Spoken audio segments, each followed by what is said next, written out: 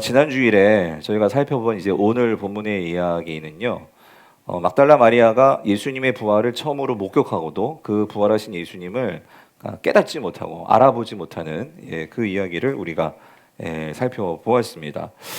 그런데 성도님들, 왜 마리아가 이 부활하신 예수님을 알아보지 못했죠? 왜 알아보지 못했죠? 우리가 이걸 지난 주일에 이제 중심으로 살펴보았는데요. 왜죠? 그러니까 마리아는 그러니까 예수님이 죽었다는 이 과거의 사실, 그리고 지금 현재는 자신의 눈으로 보는 것은 무덤에 왔는데 뭐가 없어졌어요? 예수님의 시신이 없어졌어요. 그러니까 눈에 보이는 현실, 그러니까 절망적인 현실, 그거에 사로잡혀 가지고 이 슬픔과 절망이 그를 꽉 붙들어 버리니까 이 눈이 어두워져 버린 거예요. 눈이 어두워져서 예수님이 부활하셔서 나타나셨는데도 알아봤어요? 못 알아봤어요? 못 알아보는 거죠. 자, 근데 그렇게 눈이 어두워져서 예수님을 알아보지 못하고 부활하신 예수님도 깨닫지 못하는 그 마리아를 다시 어두워진 눈을 밝혀주시는 그 일이 있었죠. 어떻게 그가 이 슬픔과 절망에서 깨어나게 되었죠? 무엇이 있었죠? 뭐가 들렸죠? 예수님의 음성, 그의 이름을 불러주시는 마리아야 라고 예수님께서 들려주시는 그 음성, 그걸 들었을 때 그 순간 그의 모든 슬픔과 절망이 다 깨어져 버리는, 다 사라지는. 그래서 지난 주일에 우리가 이 막달라 마리아를 통해서 우리가 예수님의 부활이 주는 교훈이 뭐였냐?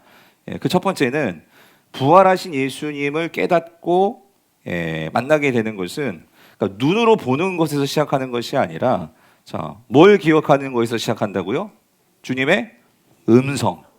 주님의 음성을 기억하는 것에서. 이건 다시 말하면 주님의 말씀을 기억하는 데에서 시작된다 하는 것을 우리가 지난 주일에 살펴보았습니다. 자, 오늘은 두 번째, 세 번째 교훈을 좀 살펴보려고 하는데요. 두 번째로, 그러니까 막달라 마리아를 통해서 예수님이 주시는 이 부활의 교훈, 두 번째는 뭐냐면요. 자, 이거예요. 부활은 예수님과 육체를 통해 관계하는 방식의 시대는 끝났고 성령을 통한 새로운 방식의 교제의 시작을 알려주는 것, 그게 예수님의 부활이라는 거예요. 자, 이걸 우리가 같이 좀 살펴보려고 하는데요. 우리 17절 앞부분을 우리 같이 다시 한번 읽어볼게요. 시작. 예수께서 이르시되 나를 붙들지 말라. 내가 아직 아버지께로 올라가지 아니하였노라요. 자, 여기서 여러분 우리가요 주목해야 할 아주 중요한 표현이 있어요. 그게 뭐냐면 예수님이 마리아에게 뭐라고 말씀하시냐면요, 나를 뭐 하지 말래요? 붙들지 말라요. 붙들지 말라. 그러니까 지금 우리가 정황적으로 상황을 생각해 보면, 그러니까 이제 마리아 앞에 예수님이 서 계신 거예요. 맨 처음에 동산직인 줄 알았어요. 근데 예수님이 마리아야 하는 음성을 듣고 그가 이제 눈이 열려버린 거죠. 깨달은 거죠. 그 목소리가 예수님 것을 기억하게 하고 알게 만든 거예요. 그래서 아마도 이 마리아가요 그 예수님을 이렇게 붙잡았던 것 같아요. 그래서 여기서 이 붙잡다, 붙들다, 우리 성경은 이렇게 번역을 했는데, 이게 헬라어 성경을 보면은요, 이 의미는요 사실은 만지다가 맞아요. 만지다, 이렇게 터치하는 거, 만지다. 만지다. 그리고 이 만지다라는 이 시제가 현재 시제로 되어 있거든요. 근데 헬라어에서요, 제가 몇 번 말씀드렸죠. 현재 시제는요 진행의 의미가 있어요. 그럼 계속 만지고 있는 상태, 지금 계속 만지고 있는 것이 지금 이 마리아의 지금 상태인 거예요. 근데 이게 어떤 상황과 어떤 의미냐 생각해 보면 이런 것 같아요. 그러니까 예수님을 마리아가 지금 계속 이렇게 만지고 있는 거예요. 왜 그랬을까? 그런 거 아니겠어요? 그러니까 지금 예수님이 부활한 걸 이제 알았지만 이게 진짜 예수님인지 아닌지를 뭐 하고 싶은 거예요? 확인하고 싶은 거예요.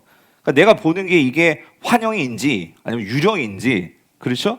이게 잡히냐 말이에요. 근데 영이면 잡히지 않을 텐데 이게 잡히는 거예요. 그죠? 그러니까 예수님이 정말 부활하신 거예요.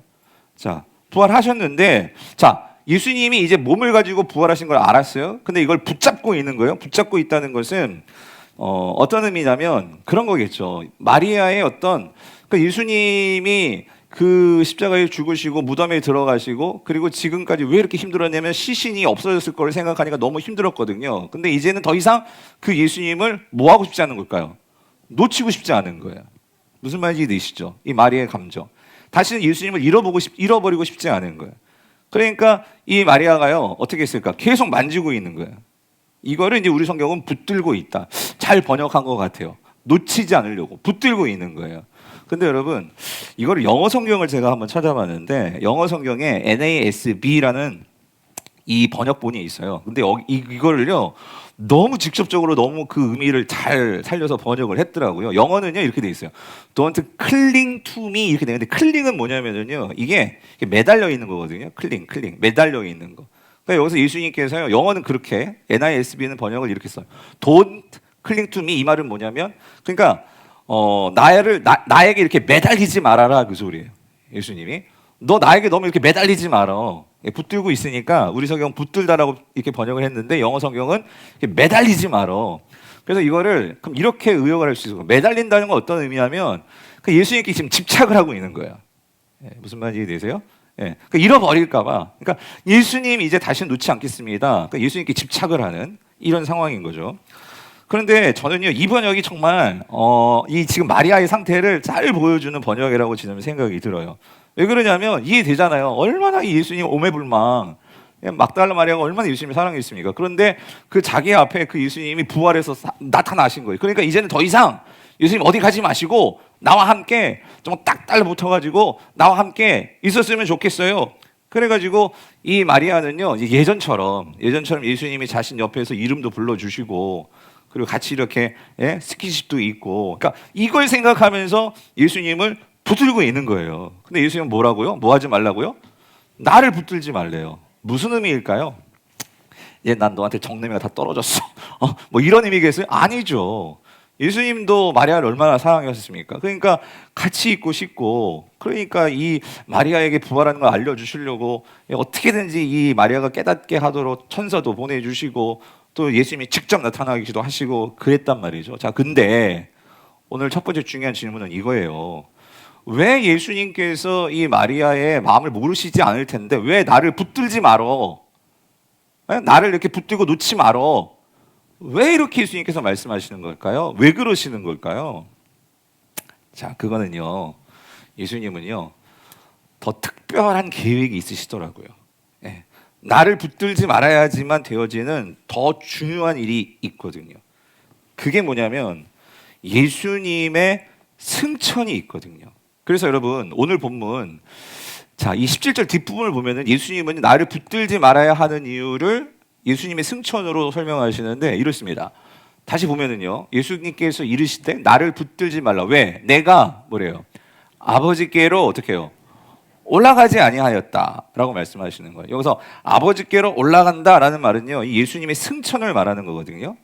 자, 그렇다면 그러니까 중요한 거 이거예요. 지금 마리아가 이렇게 붙들고 있는 거, 예수님을 붙들고 여기 지금 이렇게 계속 있게 하려고 하는 것과 이 승천에는요, 뭔가 이 어떤 그 관계가 있다는 거죠. 붙들지 말아야 하는 이유와 예수님께서 아버지께로 가시는 승천에는 뭔가 중요한 이 연결고리가 있다라는 거예요. 자, 그래서 이거를 풀기 위해서는요, 어떤 연결고리냐, 어떤 관계가 있느냐, 이거를 풀기 위해서는요, 먼저 여러분, 이 예수님이 부활하신 몸에 대해서 우리가 조금 생각할 필요가 있는 것 같아요. 자, 성도님들 제가 여쭤볼게요. 지금 예수님이 부활하셨잖아요. 그런데 이렇게 만질 수 있다는 것은 분명히 몸이 있다는 거예요. 그렇죠? 그러면 예수님이 부활하신 그 몸이 예수님이 생전에 성육신하셔서 이 땅에 오셔가지고 십자가에 죽으시기 전까지 그 몸과 똑같은 몸일까요? 어때요? 다른 몸이에요? 달라요? 똑같아요. 자, 그래서 이걸 어떻게 알 수 있습니까? 어떻게 우리 생각해 봐야 될까? 자, 오늘 이 막달라 마리아를 예수님이 만나 주시고 나서 그 다음에 누구를 만나 주시냐면 이 11명의 제자들을 만나 주시거든요. 근데 거기 참 보면은요 아주 신기한 그런 내용이 나와요. 뭐냐면 예수님께서 제자들에게도 나타나시는데 요한복음에 보면 20장 19절 이하를 보면 그러니까 이 제자들이 11명이 한 곳에 모였는데 아마도 마태복음과 연결해서 생각해 보면 그러니까 예수님의 무덤이 빈 무덤이 되고 시신이 없어졌잖아요. 이건 아마 로마 당국자들도 알고 종교 지도자들도 안 것 같아요. 그러니까 아마도 그 종교 지도자들과 로마 당국자들은 이 시신 분명 예수님의 제자들이 훔쳐갔을 것이다 라고 생각을 해서 이 체포령, 예수님 제자들 체포령이 내린 것 같아요. 그러니까 이 제자들이 한 곳에 모여가지고 어떻게 있었냐면 꽁꽁 문을 다 닫고, 그죠? 아무도 그들에게 들어오지 못하도록 꽁꽁 문을 다 닫고 그렇게 숨어 있었어요. 근데 거기 누가 찾아오셨어요? 예수님이 찾아오셨는데 어떻게 찾아오셨냐면 갑자기 슥 나타나신 거예요. 이 말은 뭐냐면 예수님이요 그 닫힌 문을 어떻게 통과해서 나타나신 거예요. 그렇다면 여러분 이게 참 이게 우리의 생각 우리의 경험으로는 참 이해하기 어렵지만 근데 여러분 성경은 분명히 뭐를 말씀하시냐면 그러니까 예수님께서 그들에게 나타나셨단 말이에요. 그걸 보면 그 몸이 뼈가 없다는 소리인가? 우리는 이렇게 생각할 수밖에 없는데 근데 중요한 건 이거죠. 그런데 그렇게 예수님은 분명히 막달라 마리아를 생각하면 만졌다고 했잖아요. 그죠? 만졌다는 것은 분명히 어떤 이 물질적인 뭔가 잡히는 뭔가가 있단 말이죠. 그런데 그런 문을 그렇게 통과하고 나오셨다? 그걸 볼 때 분명히 예수님의 그 몸은 그러니까 이 십자가에 달려 죽으시기 전에 그 몸과 부활하신 그 몸은 분명히 같지는 않다는 거겠죠. 이걸 알 수 있겠죠. 자, 근데 또 한 가지. 그렇게 예수님께서 제자들에게 부활에 나타나셨거든요. 나타나셨는데 병행 구절인 누가복음을 보면 누가복음 24장 36절 43절을 보면 그렇게 예수님께서 제자들에게 나타나셔서 뭘 하셨냐면 이렇게 하셨어요. 40절 이 말씀을 하시고 먼저 손과 발을 보이시는 거예요. 그러니까 손과 발을 보인다는 것은 뭔가 육체가 분명히 있다는 거죠. 예. 특히 왜 손과 발을 보이셨겠어요? 왜 보이셨겠어요? 뭐가 남아 있었을까요? 못자국이 있었겠죠. 그걸 보여주시죠. 그러니까 그들이 너무 놀란 거예요. 정말 예수님이 부활하셨구나. 예? 이게 유령이 아니라 육체를 가지고 부활하셨구나. 자, 그리고 또 한 가지는요. 놀랍게 여길 때 이르시되 예수님께서 한마디 하십니다. 뭐라고 하시냐면 여기 무슨 뭐예요? 먹을 것이 있니? 예수님께 물어보시는 거예요. 그리고 나서 그러니까 제자들이 자, 이에 구운 생선 한 토막을 예수님께 드렸죠. 드리니까 예수님께서 43절 어떻게 해요? 그거를 받아서 뭐예요? 그 앞에서 잡수시더라. 그러니까 이 음식은 물질이잖아요. 근데 그 물질을 예수님께서 드셨다 그 소리예요. 그러니까 여기에서요. 그러니까 예수님의 몸은 그냥 어떤 영혼만 있는 게 아닌 것을 우리가 분명히 알 수 있다 그 소리예요. 그렇지만 그 몸은 또한 우리가 예수님께서 이 땅에 처음 오셔가지고 육신의 몸을 갖고 다닐 때 그 몸과는 분명히 또 다르더라는 거죠. 자, 그런 몸인 거예요. 그래서 여러분 예수님이 부활하신 그 부활의 몸은 분명히 새로운 몸입니다. 아멘이십니까? 우리는 성경이 전해주니까 이걸 믿는 거예요. 근데 여러분 중요한 건 이거예요. 왜 그런 새로운 몸을 입으셨을까? 그래서 여러분 예수님은요 그러한 새로운 몸을 입고 이제 뭐 하시냐면 자, 우리가 이제 복음서 마지막을 보고 사도행전 1장을 보면 예수님은요 그 새로운 몸을 가지고 이제 뭐 하신다고요? 예수님 뭐 하셔야 된다고? 누구에게 가야 된다고요? 아버지께로 가야 된다고요. 뭐 해야 되는 거예요? 승천을 하셔야 되는 거예요. 단지 우리가 지금 이런 똑같은 예수님이 십자가에 달리시기 전에 그 육신의 몸으로는요 승천이 불가능해요. 그러니까 예수님은 뭔가 새로운 몸으로 그렇게 바뀌셨고 그 몸을 가지고 그래서 여러분 이거죠. 제자들이 예수님이 승천하시는 것을 봤대요? 못 봤대요? 봤대요. 그래서 그 예수님의 승천, 부활과 승천을 본 자들이 고린도 15장을 보면 승천하신 것을 본 무리들이 500명이 넘는 그런 숫자들이 예수님의 부활과 승천의 증인들이 있었단 말이에요. 초대교회에서는. 그러니까 그렇게 예수님은 승천하시는 그런 몸이 예수님의 몸이셨다 그 소리예요. 그래서 여러분 이겁니다. 지금 예수님은요 그 부활하신 몸을 가지고 지금 마리아 앞에 서 있는 거예요. 그런데 그 예수님께서 왜 마리아에게 나를 붙들지 말라라고 말씀하시냐면 그 예수님의 부활하신 새로운 몸을 가지고 예수님은 어디로 가야 되냐면요 누구에게 가야 돼요? 아버지로께 가야 된단 말이에요. 그러면 질문, 왜 예수님께서 그 마리아는 그 예수님을 붙들고 함께 살기를 원하는데 그걸 뿌리치시고 왜 아버지께로 가야만 하시냐고요? 왜 가시냐고요? 왜일까요?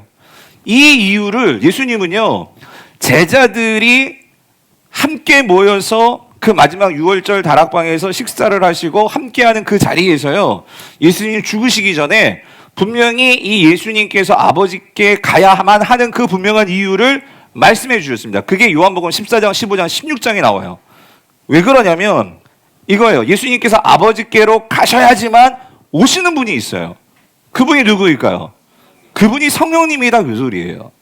그래서 요한복음 16장 7절을 보면은요. 자, 이렇게 말씀하십니다. 우리 같이 한번 읽어볼게요. 시작. 그러나 내가 너희에게 실상을 말하노니 내가 떠나는 것이 너희에게 어때요? 그러니까 유익이다 그 소리예요. 마리아야, 넌 나를 지금 붙들고 싶지만 나도 있고 싶어 하지만 그게 너에겐 유익이 아니라는 거예요. 내가 떠나는 것이 너에게는 그게 실상보다 유익이라는 거죠. 왜 그러냐면 내가 떠나가지 아니하면 자 누가 오지 않아요? 보혜사가 너희에게로 오시지 아니할 것이요. 내가 가면 아버지께로 가면 내가 그를 누구를 보혜사를 너희에게로 어떻게 한다고요? 보낼 거야. 그죠? 여기서 그가 누굽니까? 내가 그를 너희에게로 보내노니 그가 누구예요? 보혜사. 정확히는 성령님이시라는 거죠. 자, 그렇다면 여러분 이거예요. 그 성령님께서 우리에게 오셔서 어떻게 우리에게 오시느냐? 요한복음 14장 16절 17절에서 이렇게 말씀하십니다. 내가 아버지께 구하겠으니 자 그가 또 다른 보혜사 그 보혜사를 너희에게 주사 자 어떻게 한대요? 영원토록 너희와 함께 있게 하겠다 그 소리예요. 나는 떠나가지만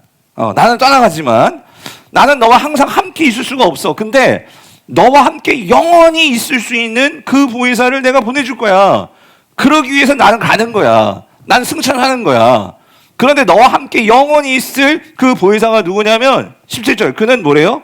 진리의 영이라. 세상은 그를 받지 못하나니 이는 그를 보지도 못하고 알지도 못함이라. 그러나 너희는 그를 아나니 그는 너희와 함께 거하시며 자 여기가 중요해요. 또 자 그 성령님이 어디 거하신대요? 어디 계신대요? 너희 속에 계시겠음이라 그 소리예요. 너희 속에. 내 옆에 이렇게 이제 존재했던 그런 예수님이 아니라 이제는요 그 예수님의 영이신 성령이 어디 안에 너희 속에 자리 잡고 너를 떠나지 않고 너와 함께 영원히 있어줄 그 성령님을 내가 너에게 보내줄 거야. 이게 예수님께서 아버지께로 가시는 그 이유다 그 소리예요. 그랬을 때 그러면 그 성령님은 우리 안에서 뭘 하시느냐?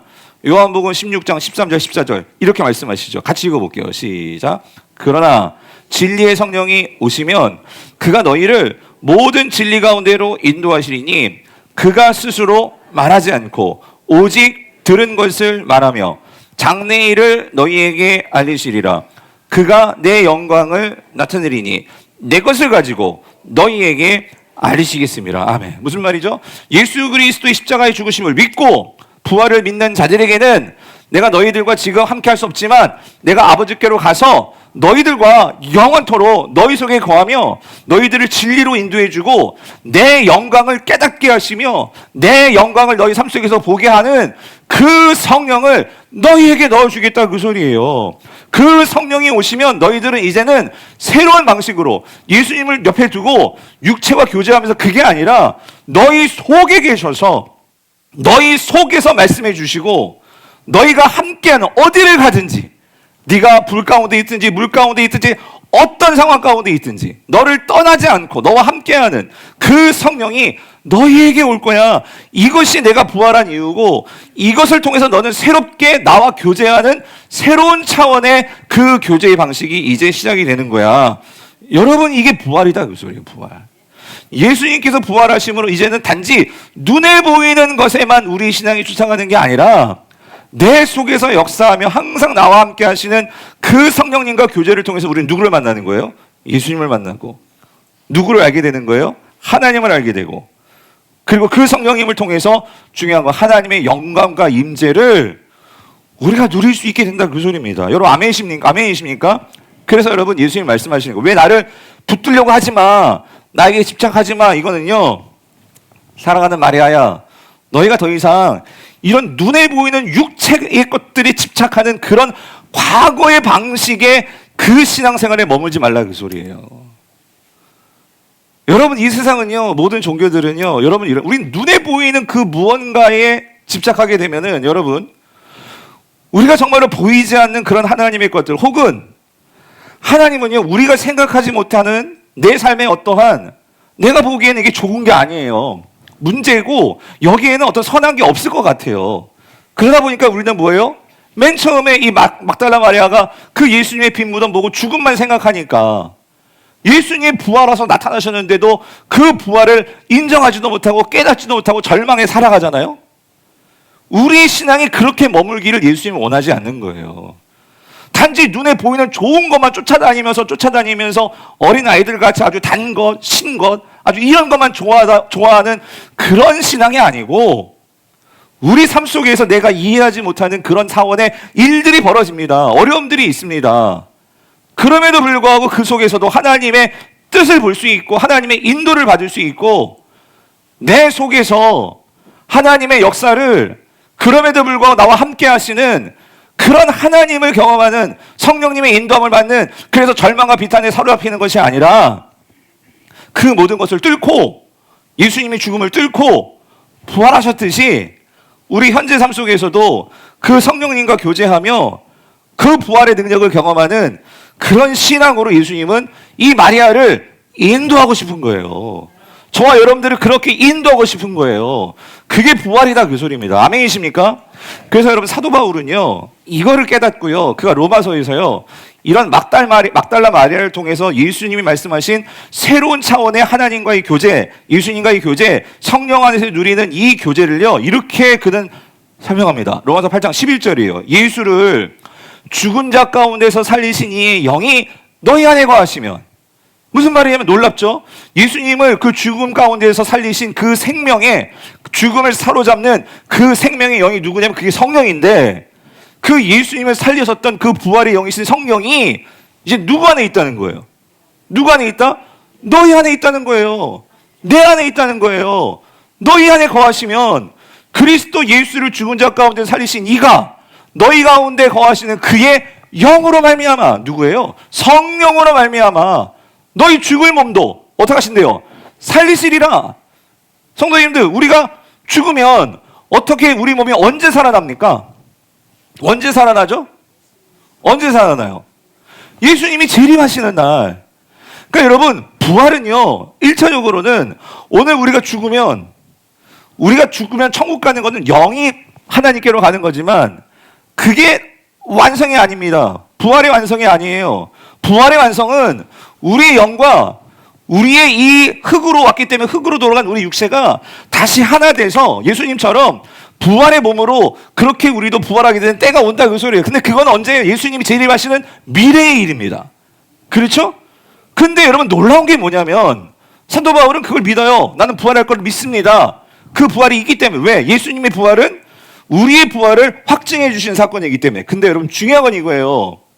오늘 예수님께서 막달라 마리아 보고 나를 붙들지 말라는 것은 네가 이전의 방식이 아니라 이제 이 땅을 살아갈 때 예수님과 함께 살아가는 삶의 새로운 교제의 방식이 있는데, 그게 뭐냐면 사도 바울이 이제 12절부터 14절에서 그걸 말하는 거예요. 뭐라고 말하면 이렇게 말해요. 12절.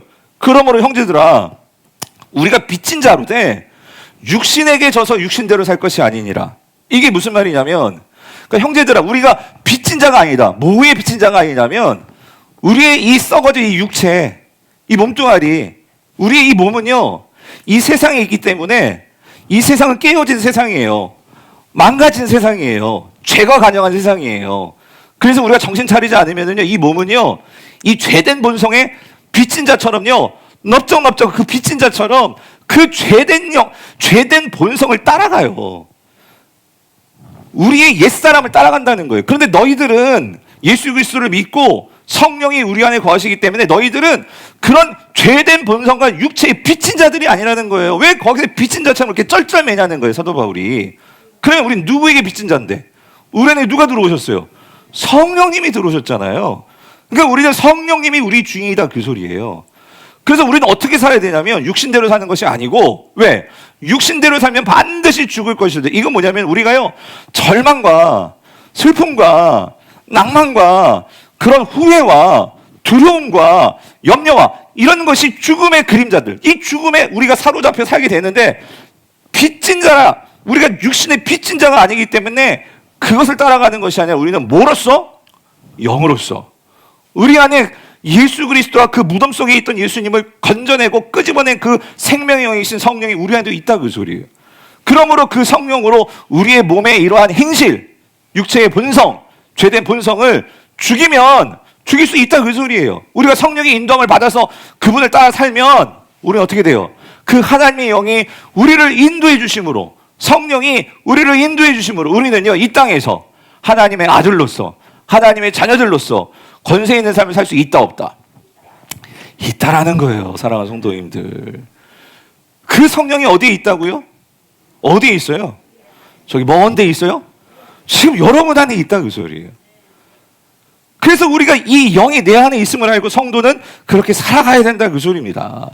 그게 오늘 우리의 부활이 먼 미래만 있는 것이 아니라 매일매일 삶 속에서 우리는요, 이 부활의 능력을 가지고, 그래서 우리가요, 육체를 따라가는 자들이 아니라 눈에 보이는 주님과의 관계에서만 뭔가 막 내가 우리 청년들이 말하면 직업이 막 예를 들어 시험에 합격하고 좋은 일이 생기고 병이 다 낫고 막 사업에 막 그냥 성공이 막 대박이 나고 그래야지만 뭔가 부활의 능력이 있고 축복받고, 그런 삶이 아니라, 그것도 하나님의 축복이지만 내 삶에 이러한 보이는 그러한 것에, 육체의 어떠한 끌려가는, 우리가 그런 것에 영향받는 그런 존재들이 아니라, 우리는 더 깊은 나의 삶 속에서 그런 모든 것들을, 우리가 거기에 비친 자들이 아니라 나의 삶이 오히려 이 생명력을 가지고, 그 생명력이 내가 어떤 상황에 있든지 어떤 형편에 있든지 우리를 끌고 가는, 그래서 우리가 절망 가운데서도 비탄 가운데서 거기 사로잡히지 않고 부활의 능력으로 나아가는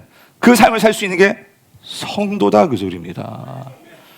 여러분, 이런 삶을 산 예를 한번 찾아보니까요, 여러분, 제가 딱 떠올렸던 것은 이분이었어요. 여러분, 그 빙점 소설 아시죠? 제가 예전에도 한번 예를 들었지만 그 일본의 여류, 이 작가, 이 미우라 아야코, 빙점은 다 아시죠? 드라마도 나왔고 소설도 여러분 꼭 한번 읽어보신 분도 계실 거예요. 이 미우라 아야코가요, 이 크리스찬이죠. 크리스찬인데, 이분이요, 크리스찬이 된 것도 병을 얻고 나서 예수님을 만나게 되었어요. 이분이, 그러니까 평생 병과 함께 살다 죽은 분이 이분이에요. 젊었을 때는 거의 13년을요, 이 척추결핵이라는 이 병에 의해 가지고 척추가 마비돼 가지고 13년을 거의 누워서 산 거예요. 병상에서 산 거예요. 13년을. 예? 그러니 꼼짝도 못하고, 이게 얼마나 절망스럽습니까? 젊은 나이에 13년을 침대에서만 그렇게 마비돼서 살아가니. 그런데 이 척추결핵이요, 막 열도 막 고열도 나고. 근데 이분이요, 그렇게 병상에 있으면서요, 뭘 읽었느냐? 그때 그 고통 중에서 욥기를 이분이 많이 읽으셨대요. 욥기를.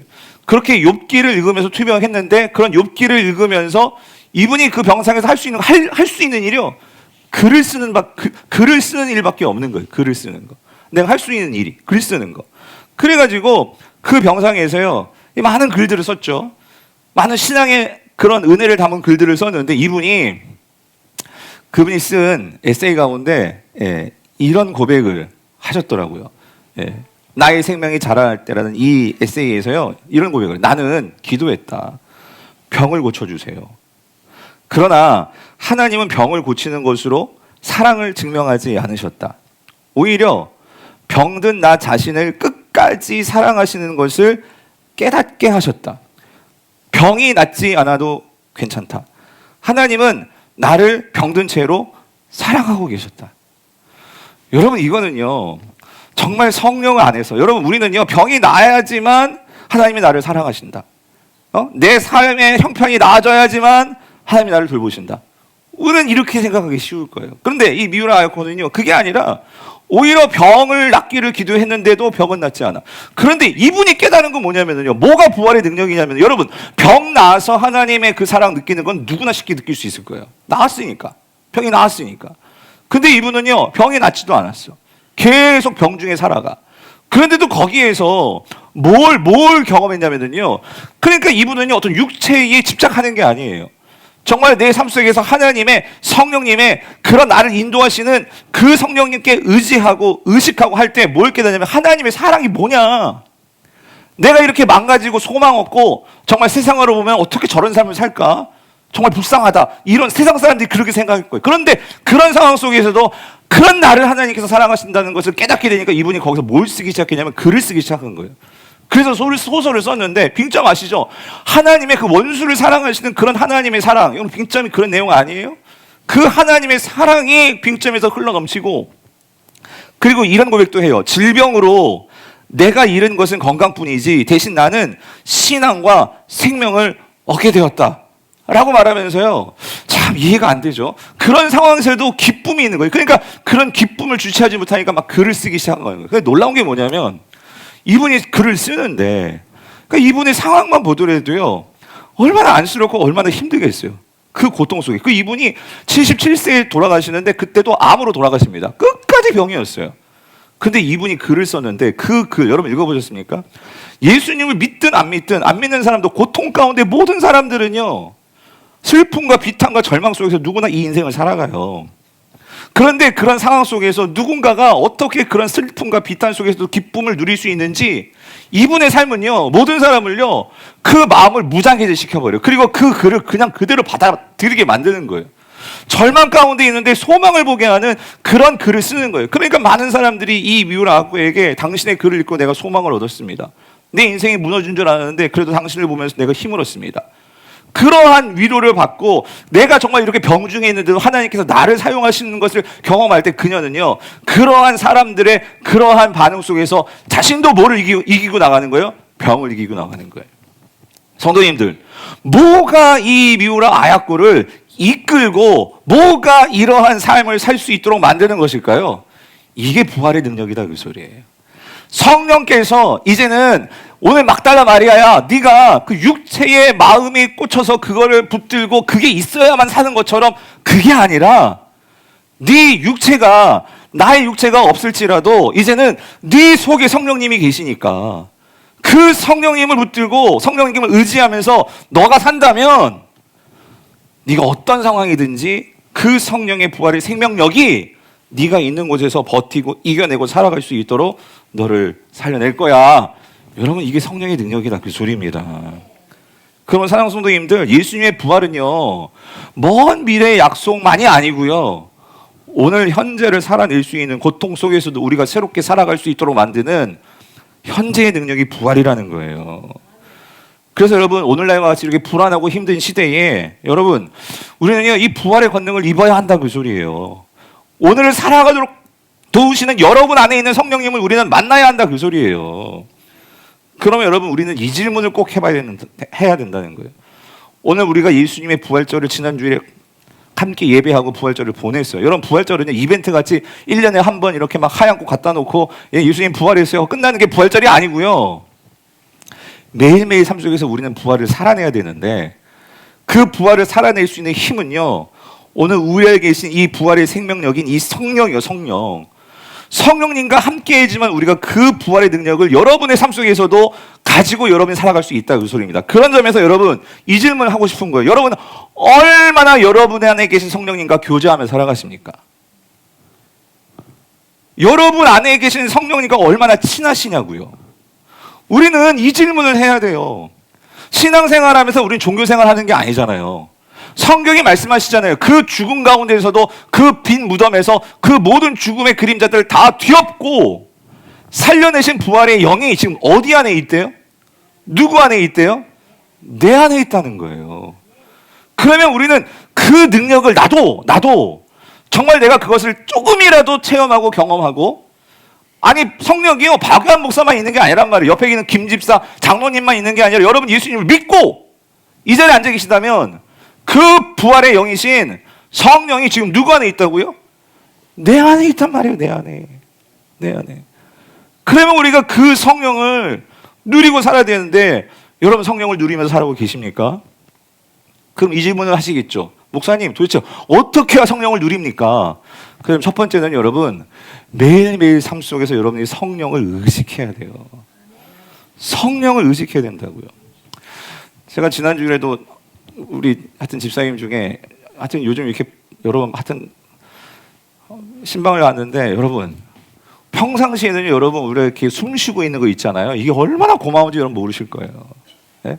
저도요 이 집사님 중에 폐가 안 좋으신 분이 신방을 했는데 여러분 저희 어머님도 폐암으로 돌아가셨지만 폐가 조금만 걸어도 숨 차가지고 걷지를 못하는 거예요. 근데 여러분 여기 올라오실 때 여러분 특히 젊은 분들 우리 숨 쉬는 거 이거 얼마나 아무런 생각 안 하고 그냥 살잖아요. 근데 내가 폐가 조금만 어려워도요 근데 숨 쉬는 걸 의식을 하는 거예요. 의식을 하게 된다고. 저 계단을 어떻게 올라갈 수 있을까? 의식하는 거예요. 의식. 평상시에 의식을 안 해. 근데 여러분 꼭 그런 것 같아요. 뭐냐면 성령님이 우리 안에 계시거든요. 근데 우리는 그 성령님을 의식하지 않고 살아가요. 왜? 내가 살만하거든요. 내 힘으로 살만하거든요. 내 힘으로 할만하거든요. 내 신앙생활 그냥 내 힘으로 할만하거든요. 그러니까 의식을 안 하는 거예요. 여러분 성령님과 친해지려면 1단계는요 여러분이 의도적으로 성령님을 의식하셔야 돼요. 그러니까 기도할 때만 예배할 때만 성령님을 의식하는 게 아니고요.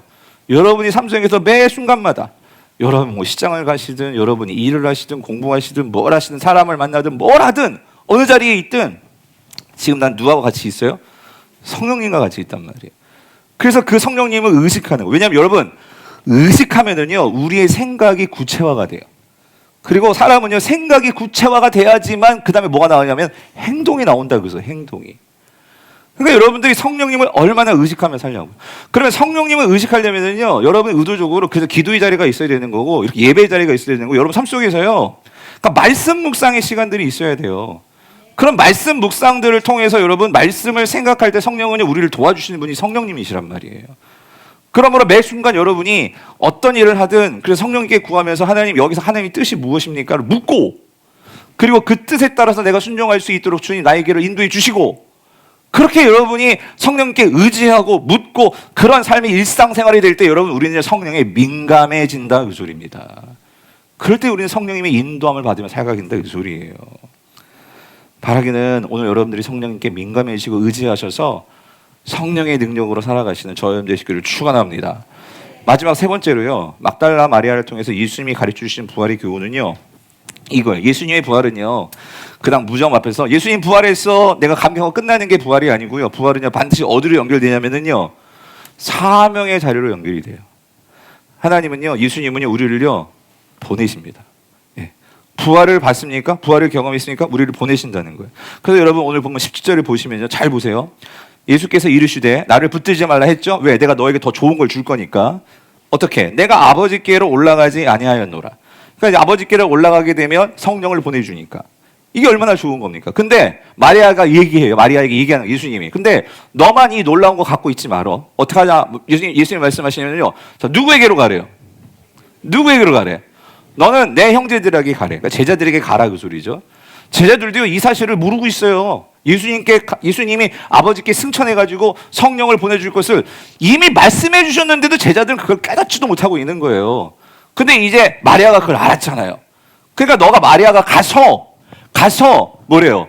말해줘. 이르되예요. 그래서 내가 내 아버지 곧 너희 아버지 내 하나님 곧 너희 하나님께로 올라간다 이걸 말해줘. 이렇게 말을 하니까 마리아가 어떻게 해요? 18절 곧바로 순종하죠. 같이 읽어볼게요. 시작. 막달라 마리아가 가서 제자들에게 뭐래요? 내가 주를 여기도 중요한 게 이거예요. 이제 내가 부활하신 주님을 봤어요. 이거는요 눈으로 본 거죠. 그건 누구나 감격스러운가 말할 수 있어요. 근데 여러분 예수님의 사명자는요 부활을 본 사람은요 그냥 내가 본 거로 끝나면 안 되고요. 우리에게 중요한 사명이 있어요. 뭐냐면요 그 다음이 이거예요. 보았다 하고 그다음 뭐래요? 주께서 자기에게 어떻게 해요? 이렇게 말씀하셨다 이르니라. 뭐예요? 여러분 사명자는요 주님께서 우리에게 주신 복음을 전해야 돼요. 복음을 주님이 우리에게 주신 복음이 뭐예요? 예수님이 십자가에서 주시고 부활해서 승천해서 우리에게 누구를 보내주세요? 성령을 보내주시고 그 성령을 받은 자들은 거듭난 자들은 이 땅에서 성령님과 함께 새로운 삶을 살아갈 수 있단 말이에요. 아멘이십니까? 그 복음을 너만 누리는 것이 아니라 그 복음을 어떻게 된다고요? 전해야 된다 그 소리입니다. 그래서 여러분 초대교회에서는요 지난주에 말씀드렸죠. 이 예수님의 부활의 첫 목격자도 막달라 마리아였고 예수님의 이 부활의 복음을 가지고 처음으로 그거를 전하도록 예수님께 보냄받은 그 부활 이후에 사도를 생각한다면 사도는 보내심을 받은 자거든요. 근데 그러한 사도를 생각하면 그게 누구였냐면 이 막달라 마리아였다 그 소리입니다. 근데 이게 왜 놀랍냐면 지난주에 말씀드렸죠. 보내심을 받은 자는 다시 말하면 증인의 사명을 감당해야 되는데 그 당시 사회 문화에서는요 여자가 증인 노릇을 할 수 있다고 그랬어요? 없다고 그랬어요? 없었어요. 사람들이 믿지를 않아요. 네가 무슨 여자가 돼가지고 무슨 자격이 있어? 뭐 학벌이 있어? 막 따질지도 모르겠어요. 그런데 이 막달라 마리아는요 내가 주님을 봤잖아요. 그리고 주님이 나에게 맡기셨잖아요. 그 하늘에 올라가셔서 하늘 보좌에 앉으실 그 주님이 나를 택하셔가지고 네가 가서 이 절망한 자들에게 이 복음을 전해줘 라고 주님이 나에게 부탁하셨단 말이에요. 이게 얼마나 큰 은혜냐고요. 그 어떤 여자도 그렇게 쓰지 않는 그러한 시대에 하나님이 나를 부르셨단 말이에요. 복음의 증인으로 나를 삼아주셨단 말이에요. 이 감격이 있으니까 마리아는요, 그러한 사회적인 장애, 사회적인 어떤 그러한 방해물 그거 다 뛰어넘고 뭐예요? 전하는 거예요. 전하는 거예요. 그래서 초대교회에서는요, 이 막달라 마리아의 별명이 뭐냐면요, 사도 중에 사도였어요. 사도 중에 사도. 예? 무슨 말이냐면 여러분, 예수님이 세우신 공식적인 사도는 다 남자들이었거든요. 근데 부활 이후로는요, 이 여자도 정말 그런 보냄받은 자로서 증인의 사명을 감당할 수 있는 그러한 자리로 주님이 불러주시더라는 거죠. 사랑하는 성도님들, 이런 관점에서 오늘 저와 여러분도 복음을 들었습니다. 아멘이십니까? 우리가 지지난 주일 고난주간을 통해서 예수님의 십자가가 무슨 의미인지 여러분 은혜 받으셨잖아요. 참 감사한 것은 순장님을 통해서 고난주간 때 여러분 받으신 은혜들을 보니까 너무나 십자가의 의미, 자기가 십자가를 지고 주님을 따른다는 의미 잘 깨달으셨더라고요. 그리고 지난 주일에 우리가 부활절 같이 은혜롭게 보냈잖아요. 그런데 여러분, 부활이요, 그냥 무덤 앞에서 주님 부활했어, 너무 기뻐, 끝! 아무런 의미 없어요. 주님의 부활은요, 오늘 나의 삶을 일으킬 뿐만 아니라 여러분들이 그런 부활을 전할 때, 여러분, 막달라 마리아는요, 평생을 이 부활의 감격으로 살 수 있는 것은 그가 증인이 되었기 때문이라는 거예요. 오늘 본문을 통해 예수님은요, 저와 여러분들에게 동일하게 주님이 말씀하십니다. 한때, 그러니까 예수님, 여러분이 한때 예수님과 가졌던, 그러니까 빈 무덤 앞에서 여러분이 감격했던 그런 신앙들이 있잖아요. 근데 주님 말씀하세요. 여러분들 보고 빈 무덤 앞에만 서 있지 말라는 거예요. 빈 무덤 앞에만 서 있지 말고 어떻게 해요? 보험을 붙들고 어떻게 해야 돼요? 여러분이 가정으로 들어가는 거고, 직장으로 들어가는 거고, 세상으로 들어가는 거고, 만나는 자들에게 나를 살리고 나를 일으킨 그 병상에서도 하나님의 은혜를 경험하니까 가만히 있지 못해서 글을 써내잖아요. 글을. 그런 은혜들을 가지고 나누면서 내가 할 수 있는 것이 무엇일까? 그래서 여러분, 어려운 게 아니에요. 그래서 우리가 지난 주일에 그것부터 한 거예요. 여러분도 오늘 주보에 넣어드렸잖아요. 이 태신자. 여러분, 태신자 명단 다 받으셨죠? 예? 여기 이제 우리가요, 243명이라는, 그러니까 주님을 모르는 우리가 아는 자들만 243명이에요. 이 중에는 정말 주님의 복음을 아예 못 듣는 자도 있고, 이미 들었어도 지금 교회를 떠나간 자들도 있고, 보니까 그렇더라고요. 그런데 여러분, 이 243명을 다시 이들에게 가서 복음을 전할 자는 여러분과 저밖에 없어요. 그럼 어떻게 해야 돼요? 우리가 먼저 할 수 있는 것은 기도하는 거예요. 성령님 도와달라고. 첫 번째는 이분들, 여기 있는 이 243명의 이러한 태신자들이 일단 마음문이 열어질 수 있도록 도와주시옵소서. 상황적으로나 형편적으로나. 그리고 또 한 가지, 맨 오른쪽에 작정자. 작정자는 우리 성도들이에요. 이분들이 담대하게 어떤 장애도 뛰어넘어서 담대하게 복음을 전할 수 있도록 주님, 우리 작정자들에게 용기를 주시옵소서. 여러분 기도해 주셔야 돼요. 그리고 여러분 다음 주일에 오시면은요, 그래서 여러분, 우리가 정말 하나님 앞에서요, 이 하나님의 일에 우리가 집착하는 거예요. 붙들기 위해서 여러분의 의자 앞에요, 이 태신자 이름하고 그다음 작정자 이름이 이제 다 붙어 있을 거예요. 그럼 여러분들 할 일은 뭐냐면은 교회 오실 때마다 앉으시면 당연히 고개가 숙여지잖아요. 그럼 딱 시선 맞춰서 붙여놓을 거예요. 그러면 그 이름들을 보시고 여러분 의자에 있는 이름들을 위해서 꼭 한 번씩 기도해 주십시오. 그래서 하나님, 이들 중에 한 분이라도, 한 명이라도 우리가 정말로 복음을 증거할 수 있다면, 그래서 여러분 이분들을 통해서 새생명 축제, 우리가 10월에 정말 주님이 기뻐하시는 그 일을 감당하는 우리 교회, 생명력이 있는 교회. 여러분 생각해 보세요. 오늘 유아세례 받았지만 여러분, 내가 아이를 품었어요. 그럼 누구나 다 이 아이가 건강하게 출산하기를 누구나 다 원하시잖아요. 그 아기가 사산되기를 원하는 사람 아무도 없잖아요. 태신자라는 게 뭐예요? 우리가 품었다, 그 소리예요. 품었으면 우리가 이 아이가 건강하게 잘 자랄 수 있도록 키워야죠. 어떻게? 교회가 같이 기도하고 같이 마음을 쓰고 또 같이 오늘도 이렇게 오후에 같이 나가서 또 함께 전도하는 일에 힘써보고, 그렇게 참여할 때 여러분, 제가 확신할 수 있는 것은요, 여러분 안에서 성령님이 가만히 있지 않으십니다. 성령님은 생명의 영이시기 때문에 우리가 생명을 위해서 애쓸 때 성령은요, 여러분 삶 속에서요 활력을 주실 거예요. 말씀을 맺겠습니다. 사랑하는 성도님들, 마리아는요 그냥 눈에 보이는 예수님을 붙들고 싶었다 그 소리예요. 근데 예수님은 거기에 마음이 있지 않았어요. 더 큰 것을 보셨단 말이에요. 성령을 통해서 새로운 시대가 열린다고요. 여러분의 개인의 삶과 우리 공동체와 이 세상을 바꿀 수 있는. 그래서 여러분, 성령을 이미 받았지만 우리가 성령의 인도함 없이는요, 우리는 여전히 무덤 앞에만 머무는 인생으로, 그냥 무덤 앞에서 감격하면서 그냥 끝나는 인생으로 바뀔 수밖에 없어요. 머무를 수밖에 없어요. 그러나 우리 사랑하는 성도님들은요, 주님이 말씀하시죠. 네가 여전히 언제 나만 붙들고 있겠냐. 예? 오늘 네 안인 성령과 더불어서 가라는 거예요. 세상으로 가고, 직장으로 가고, 가정으로 가고, 가서 이 부활의 능력으로 생명의 능력들을 누리면서 또 나눠주면서 그렇게 세상에서 살아가시는 우리 사랑하는 성도님들 될 수 있기를 주님의 이름으로 축원합니다. 그러므로 무덤은요 그 끝이 아니고요, 무덤은요 시작인 거예요. 오늘 이 은혜가 있게 되기를 축원합니다. 오늘 말씀을 생각합니다.